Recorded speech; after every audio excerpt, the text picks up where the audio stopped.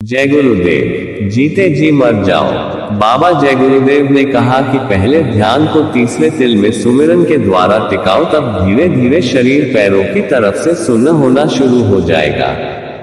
अगर पैर और बाहें सुन्न नहीं होती तो इसका अर्थ ये है कि मन बाहर भटक रहा है, निशाने पर नहीं है। मन को स्थिर करो। तुम भजन में कम समय देते हो और इसके अलावा जब भजन में बैठते हो तो उस वक्त मन पर चिंता का बोझ रहता है। नियमित समय पर रोज भजन में बैठो। सही तरीके से काम करोगे तो शब्द सुनाई देगा, आनंद आएगा। मन की भागदौड़ को हाथों में पकड़कर दृढ़ता के साथ रखो, तभी मन अपनी भागदौड़ कम कर सकता है।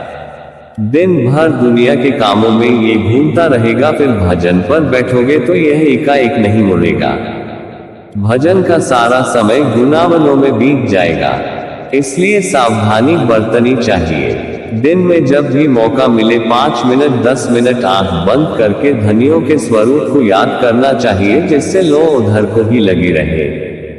मन को एकाग्र करने के लिए सुमिरन जैसा सरल कोई साधन नहीं है।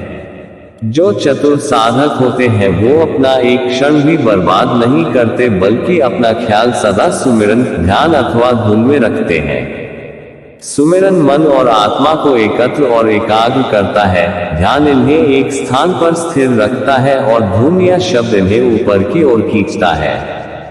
शब्द ही आत्मा को खींचकर इस जड़ शरीर से अलग करता है।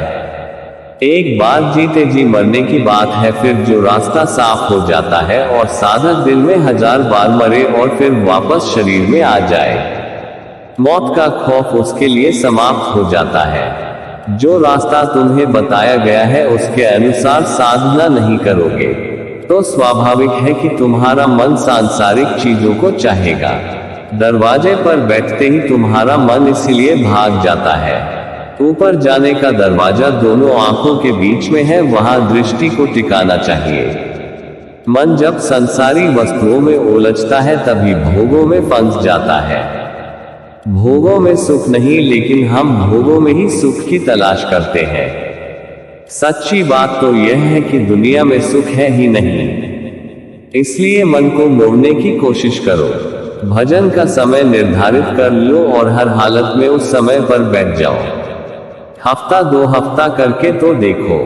घाट पर बैठते रहोगे तो धीरे धीरे मन लगने लगेगा और दया का परिचय भी मिलने लगेगा।